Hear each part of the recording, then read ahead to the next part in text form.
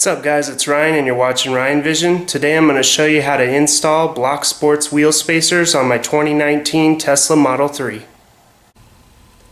So you can see I'm currently running the stock 18-inch Aero wheels that come on Tesla Model 3s. It's really a great option because it doesn't cost anything additional. It's 18-inch, it's very lightweight, it's good looking, it has a very smooth painted finish, it's like a gunmetal gray. Gorgeous wheel, and like I said, lightweight. You look at aftermarket wheels, they don't come close to how light this is unless you want to pay a lot of money. So it's a really nice wheel, and all I did was pop the wheel cover off, and then it had just raw metal lug nuts and no center cap. For like 60 bucks on Tesla's website, you can get a beauty kit that just pops these babies in and then pops these guys right on. They just pop right off like that. Okay, so it's a really cool little add-on, and I think it looks pretty sweet. But I do want to point out, a lot of you guys with electric vehicles, you're looking for maximum range, you want really good aerodynamics and things like that, you want to minimize drag. Totally understand that. My buddy at work, he's got a dual motor long range, he's got a long commute, so he keeps the wheel covers on because he does notice a difference if he takes them off. So it's always a trade-off, you know, looks versus function. In my case, I have a very short commute, so I'm okay with trading off and getting some better looking things and getting rid of a little bit of function, meaning I might shorten my range a little bit. I don't think it's very much, but I think it will look great. So today what we're going to do is, I love how the wheel looks from your angle, the face of it, but from the side of the car, like if the car's approaching or driving away from you, the wheels look very sunken into the car. Now obviously Tesla engineers knew what they were doing. They wanted the air from the bumper to rush right past the wheel for aerodynamics. They didn't want the wheel to be out to where the wheel or the tire is catching a bunch of wind, creating a bunch of turbulence and drag and things like that. Okay, so keep that in mind. But if you're like me and you're not too worried about losing a little bit of range, then you can do a quick and easy mod for pretty inexpensive. Tossing on some wheel spacers and just getting these nice looking wheels to sit out a little bit farther so that it has a more flush fitment with the side of the car. So what I'm going to do today, I'm going to show you the tools that you need for this job. I've seen some other videos on YouTube. Guys did a great job. In fact, I found out about these spacers from DIY Tesla's channel, the BloxSport spacers. Great product, very nice machine work. I'm very happy with the product so far. I already did the driver's side, so we just got to do the passenger side. But I saw him struggling a little bit, and nothing bad on him at all. It's just I think a lot of the Tesla community maybe hasn't worked on cars before or doesn't have the right tools for the job. Maybe they just don't know what tools are needed. So today what I'm hoping to do is show you guys some little tips and tricks that help me out. I'm from the off-roading industry, do a lot of stuff with Jeeps, rock crawling, so we build them pretty much from the ground up with custom suspension and everything. And the smallest tire we're running is like a 35-inch tire, so obviously we know about strength and durability and things like that. And we do run wheel spacers on some applications. So it's a very strong product if it's done correctly, and you can do it really easily if you have the right tools. If you don't have the right tools, you maybe can still get them on, but I think you're going to be struggling more than you have to. So let me show you the tools that's going to take to get this job done. First thing you're going to need is a jack to get the car up in the air. This is a low profile jack that I got from Harbor Freight. It wasn't very expensive at all, so you can definitely pick one of these up if you don't have one already. There are other jacks you can use, but the most important thing for a Tesla is you're going to need some sort of lift pad, or I call them lift pucks.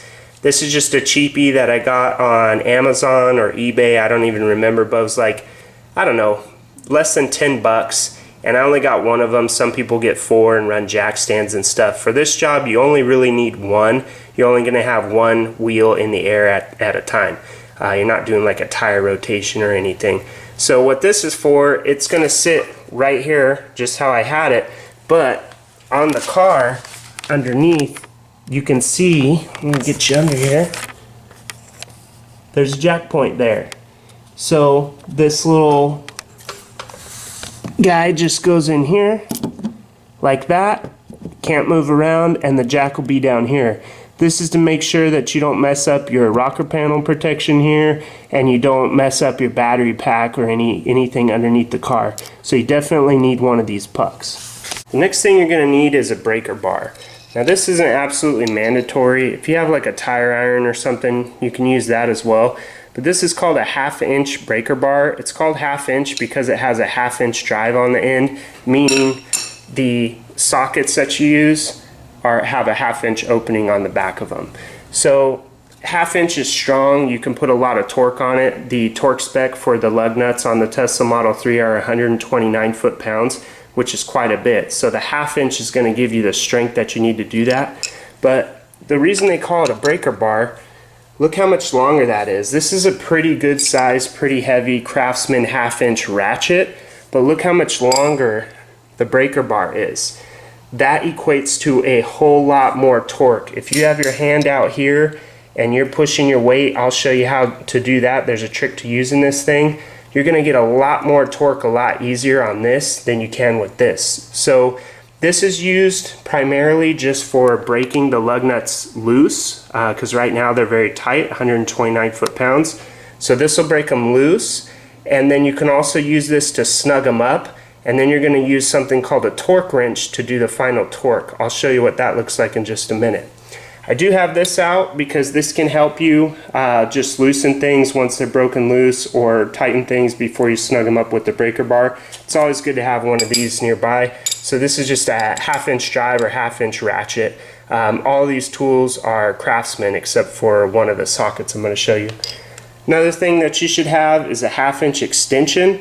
So this can go on either the breaker bar or the socket, the ratchet, just to give you some room to keep the tool away from the car. So you have the socket on one end, and then you'll have whatever drive you're using on the other end, and it gives you a couple inches away from the car so you're not at risk of like scratching the paint or anything like that.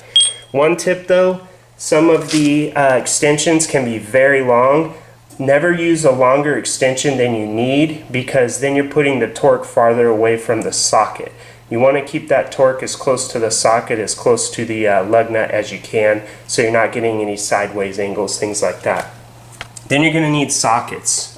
For this job, I have 4 sockets out just to show you that 2 different sizes will work. But for this particular job, you're going to need a 21 millimeter for the Tesla lug nuts. So the lug nuts that are under these covers are 21 millimeter. This is going to take those off and put those on. If you don't have a 21 millimeter, a 13/16 will get you by.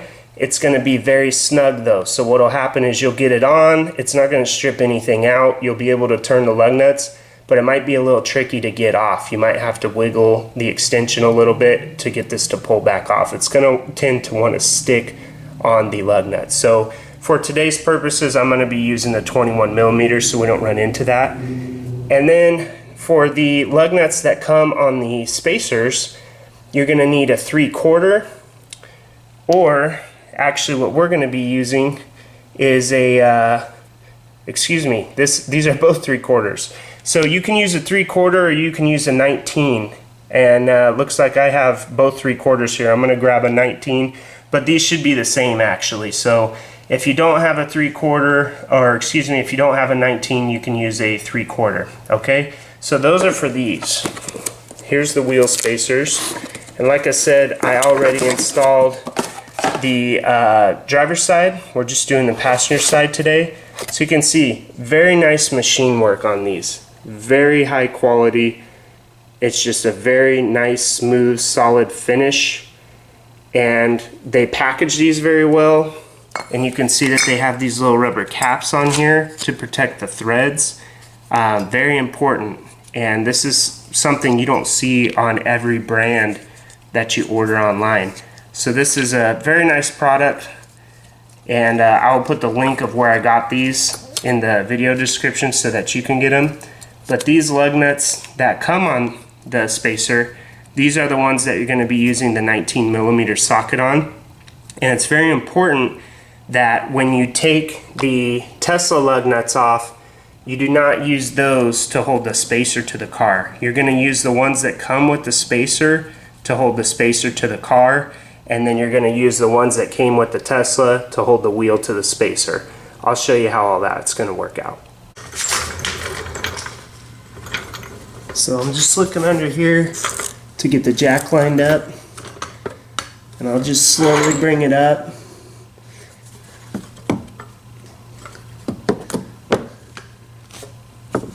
And I'm just trying to make sure that the puck or the jack pad is going to sit flush on the jack. So you can see it's in the hole, it's sitting flush against the car, and the jack is sitting flush against it. Now I'm going to go ahead and jack it up. And you don't need to go crazy on this. You just want to get that rear tire off the ground. So I'll just jack a little and then I'll take a look. Looks like we're already off the ground. I'll just go one more, get a little higher. Now what you should do for safety reasons is use jack stands. But if you're not using jack stands, if you don't have jack stands, just make sure you're never putting any part of your body, like your leg, your foot, your arm, underneath the vehicle to where if it fell or the jack failed, that you would get smashed. You want to be very aware of what you're doing at all times. Stuff does happen, guys, believe me, so be very careful. If you do have jack stands, just make sure that you place them in a good location, like underneath the suspension in the back. You don't want to put them anywhere near your rocker panel or your battery pad or anything like that. But if you've seen some other videos where they have special jack stands that use these pucks, that would be the ideal way to go. Basically, you jack it up, you put the jack stand on the puck. It's a pretty sweet setup, but I don't have that yet. So today I'm just going to be very careful not to have any body parts underneath the wheel, underneath the brake assembly, or anything that could fall on top of me. So on the rear wheel, you could do this two ways. You could break the lug nuts loose while it's on the ground, and that's actually what I typically do. I just forgot to do it, but this will still work because it's rear wheel drive. We're working on the rear. Parking brake is set. This wheel is not going to turn when I turn these lug nuts. But on the front, make sure that you break the lug nuts loose just a little bit. You don't have to take them off. Break them loose before you jack the car up. That'll make things easier. It'll let you put more torque on them. So lefty loosey, righty tighty. If you turn these to the left, they're going to loosen. So here's my breaker bar with my 21 millimeter. And notice how I have this. I'm going left. I've got this out at about 9 o'clock because that's going to allow me to put my weight on the end of this breaker bar to more easily break it loose. Okay, you don't want to have it like way down low or be trying to pull it up. You can probably get it, but this is just an easier way to do it. My weight is working with me, not against me. So look how easy that is. 129 foot-pounds broken loose like nothing. And then notice I skipped down. I'm just doing a star pattern here. I'm not going all the way in just like a clock. I'm kind of staggering so that the pressure is released evenly, and when we tighten it, we'll do the same thing so the pressure is applied evenly. So what I mean by that is when we tighten them, we'll tighten here, and then we'll tighten here, and we might tighten this one, and then this one, and then this one. We don't want to just go like this all the way around. You want to get that wheel to sit nice and flush. If you ever look at these holes that the lug nuts go in, it's like a cone shape and it self-centers. So you want to tighten them all a little bit at a time so that the wheel centers up on the hub and everything like that, and then you can snug them down to the torque specs. So these are all loose now thanks to the breaker bar. I can actually turn them off by hand. But another little trick is you can take your extension without any ratchet or anything on it, and you can just by hand really easily spin these off, because there are quite a few turns to get them all the way off.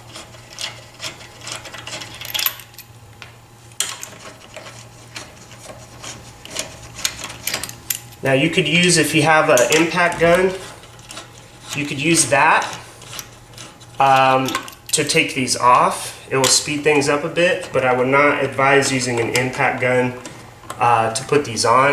You don't want to damage the threads. You always want to start a lug nut by hand. Never start it with an impact gun or anything like that, because if it cross threads, the impact gun has enough power that it'll just keep cross threading it. If you cross thread with your hand, you're going to feel it and you can back off before you do any damage. So now you can probably see that cone shape I'm talking about, and you can probably see the cone shape of the lug nut. Okay, so this wheel is completely free now. Just pull it straight out and we'll just get it out of our way. Be very careful that you don't drop it on its face, that nice shiny face.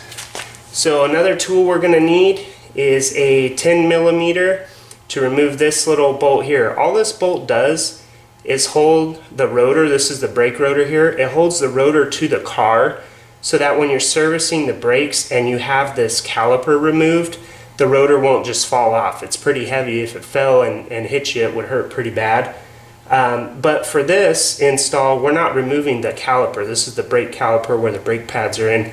So this is going to hold the rotor to the car. So even if we remove this bolt so that the spacer can sit flush against the rotor's not going to fall off. But be careful if you ever do a brake service or anything yourself, when you do remove the caliper, if this bolt is already gone, the rotor could fall off. So just be aware of that, be careful, but you can safely remove this bolt. Okay, so now I'm using a 3/8 drive, which is just a little smaller than my 1/2" drive.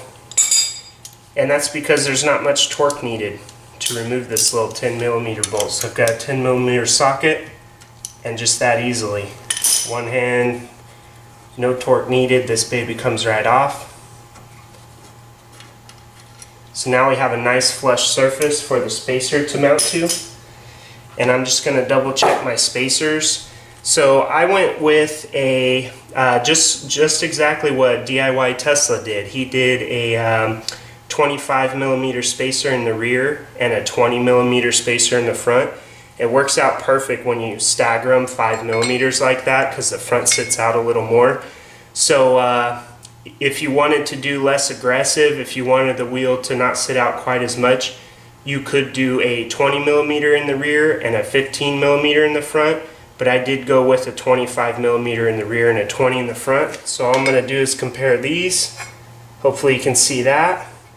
The smaller one is in the right, so this one is going to go to the front. And this is the one for the back. And it slides on perfectly. Now see how you have a little bit of side-to-side play? That's where the cone-shaped lug nuts, because these are cone-shaped as well, I'll show you, those are going to end up here, but that's where these come in. They're going to center it right where it needs to be, but this is a hub-centric spacer, which means the bore of this spacer matches this right here, the hub of the car. So it fits very snug on that.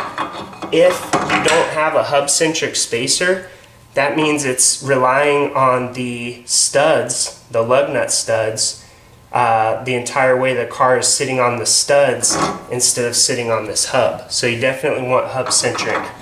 Okay, so make sure you get a nice firm flush fitment to the car, and then you can go ahead and start removing these thread caps, which again are just for shipping to protect the threads from being damaged. And now we'll go ahead and use our 3/4 or our 19 socket, whatever you have handy, and we can remove the lug nuts from the spacer.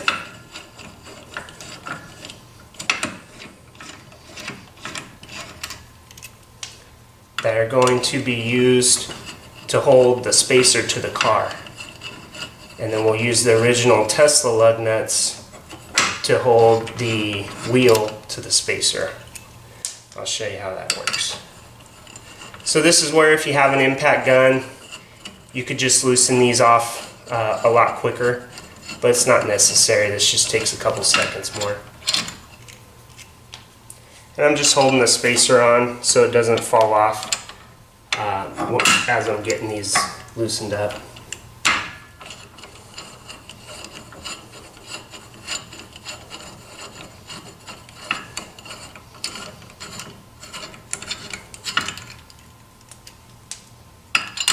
last one.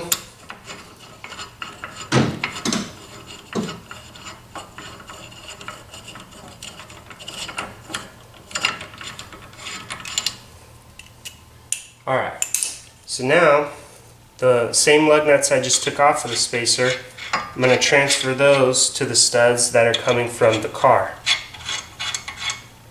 So these are the studs that were previously holding the wheel to the car. Now we've sandwiched a spacer in between the wheel and the car, and these lug nuts that came with the spacer are going to hold the spacer to the car.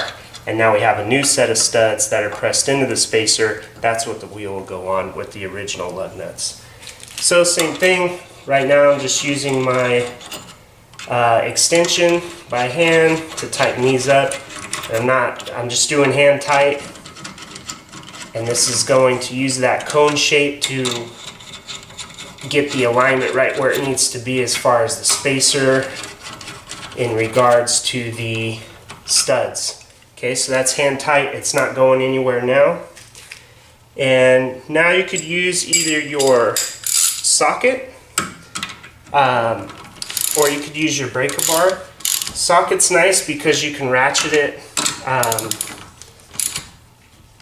back and forth real quick, whereas the breaker bar you kind of have to take it off and reset it or pivot it.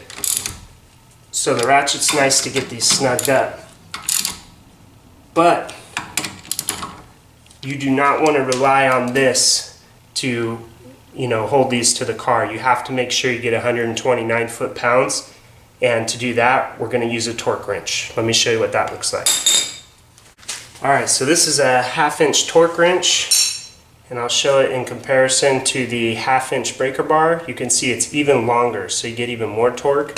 But what makes it really unique is it's adjustable, so you probably can't see it, but there's measurements here that go all the way up to 150 foot-pounds. And all I'm going to do is rotate this all the way up to 129 foot-pounds, and I'll feel this start getting a little tighter as I get up there. I'm getting close.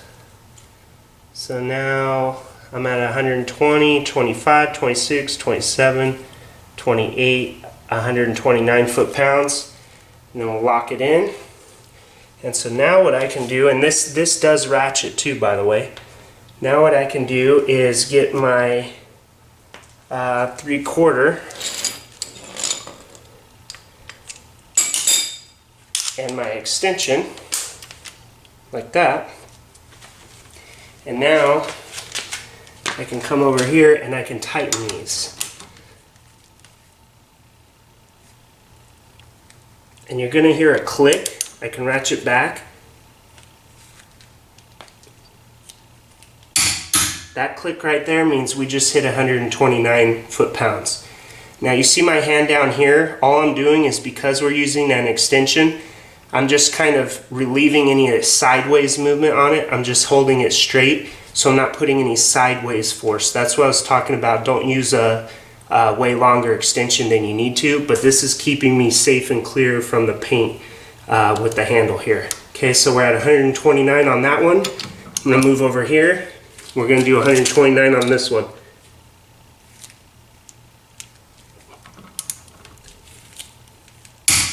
Okay, come up here.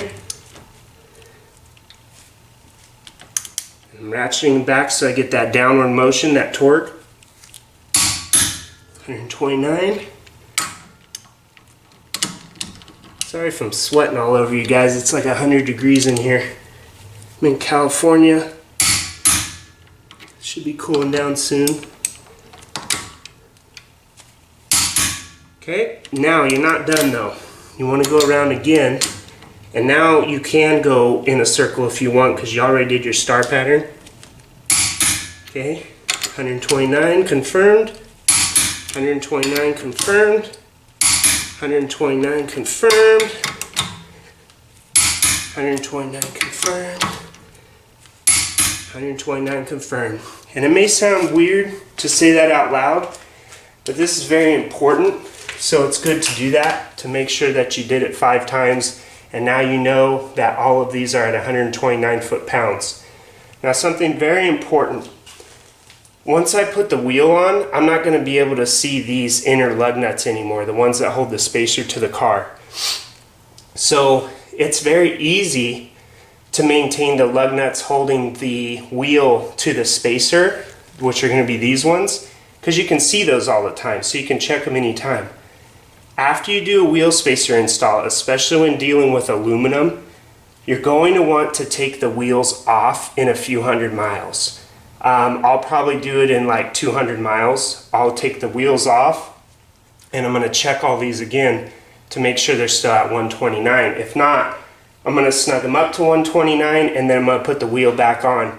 I would also recommend anytime you have the wheels off when you're running spacers, if you're doing brakes, if you're doing a tire rotation, anything at all, whenever you can see these lug nuts, check them with the torque wrench, make sure they're at 129 foot-pounds. These can loosen up on you initially, so it's really important that you check them. Don't just put them on and forget about them. Make sure you check them after a few hundred miles of driving. Make sure they're snug. If they're not loosening up on you, check them again in a few hundred more miles, and if they're still snug, then you're probably good. But it's really important, guys. Put these on, check them again, make sure they're tight. So now we're ready to put the wheel back on. And the easiest way to do this is just kind of squat in front of it, and you can kind of use your legs and your knees as leverage and just get initial lineup on the lugs, on the studs, and just like that, slide it on, hold it in place because it can fall off. Then take your factory Tesla lug nuts, get one on the top, just finger tight, and get another on the bottom. That's going to keep it from trying to do this. It'll make it easier to put the rest on.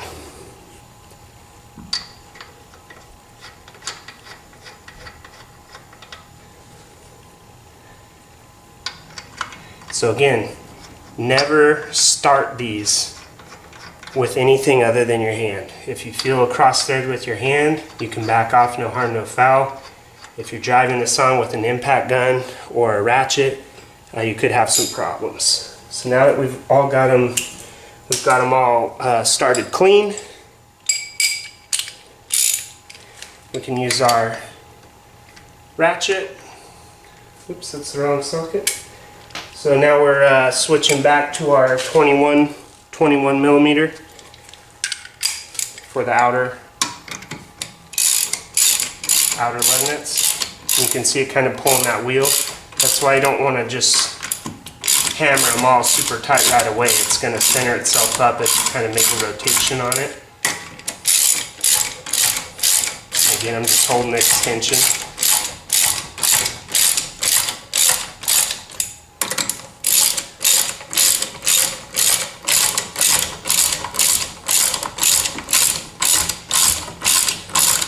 And I have to say, guys, I've done a few things on this car already. I'll have other videos, but I know you get this feeling, because I had it too, where you're like, oh, Tesla's not, you know, a regular car. I can't work on it like I could a normal car. You absolutely can. You absolutely can work on these cars. Very cool, very smart designs. Elon and his crew definitely knew what they're doing. I've taken some things apart on this and just been like, wow. How cool is that? Just everything, even the little clips that they use, it's just all really nice. Okay, so those are all hand tight. Now I'm just going to stand up so I can get a little more torque on them. And notice now that I'm tightening, lefty loosey, righty tighty. So now I'm tightening. I'm kicking the arm out more toward like 3 o'clock instead of when we were doing 9 o'clock on the loosening. This gives me the torque to push my body weight down. And I just ratchet it back to get back to that sweet spot so that I can put my weight into it.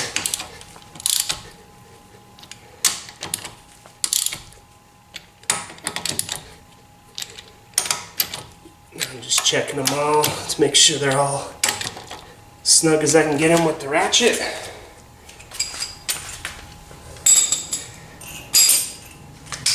Now at this point you could lower the car to the ground and do the tightening, but what I like to do, since we're already in the air, I'm going to tighten them with the torque wrench now, then I'll lower the car and I'll snug them up again just to make sure they're good. Okay, so now we're doing 129 foot-pounds with the 21 millimeter using the 1/2 inch breaker bar, or excuse me, 1/2 inch torque wrench.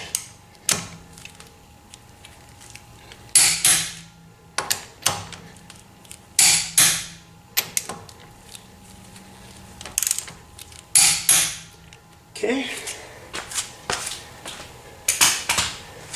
so I'm going to go ahead and lower the car now, slowly. See, some guys just drop cars off jacks. There's no need for that. Just slowly loosen the handle on the jack, and it'll put the weight back on the tire. Then you can pull your jack out of the way. Make sure you pull your puck off of the car.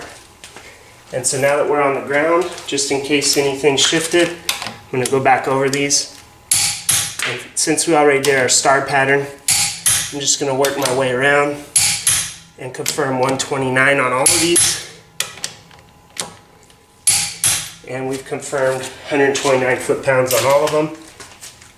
So now we can put our beauty kit back on.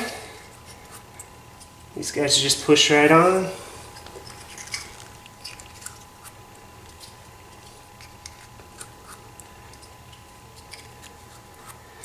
And that's it. We're done with the rear. So it's just that easy, guys. You saw me do the back. The front is no different, except for if you have the rear wheel drive model like I do. This front, when you have it up in the air, it's just going to be free spinning. So when you try to tighten the lug nuts, either for the spacer or for the wheel, it's going to want to spin on you. So what you can do is have someone hop in the car and push the brake pedal for you. That should be more than enough pressure to hold that wheel steady while you can tighten them up. So on the front, just a couple tips. I would say, because it's a free spinning wheel, you're going to want to remove your beauty caps if you have them, and with your breaker bar, loosen up all of the lug nuts before you jack the car up, but do not remove them. Just break them loose so that they'll be easy to take off with a ratchet or something like that once you get it up in the air. So that's really it, guys. That's the only difference. The front is literally the same. You're going to have that same little 10 millimeter bolt holding the rotor on. Just pull that off. So everything is the same as what you just saw me do on the rear. As you saw in the beginning of the video, it looks very good with the spacers. I love the flush fitment. And only other thing I want to mention to you guys, if you're not worried about the range like I'm not, and you're looking for things like better looks and maybe a better ride quality, think about running your tire pressure a little lower. When I bought this car, it came with the tires aired up to 49 PSI. That is super high.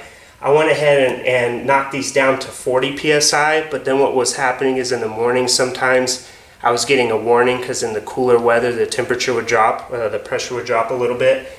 So I'm running like 42 PSI in these now. So depending on the air temperature, that'll go up and down by a few pounds. I don't get a warning light anymore. The ride is smoother and the tire appears to be wearing really evenly because all of the tread is making contact with the ground. If you overinflate a tire, sometimes the center of the tire will wear out faster than the rest, and if you underinflate a tire, the outer edges will wear more than the center. But by no means is 42 PSI underinflated. Perfectly safe, really nice ride quality, and no warning messages. So hope you guys enjoyed the video. Make sure you like it if it helped you out, and subscribe for more. I'm going to be making more videos of more mods on this 2019 Tesla Model 3 Standard Range Plus. Thanks a lot, guys. Have a good one.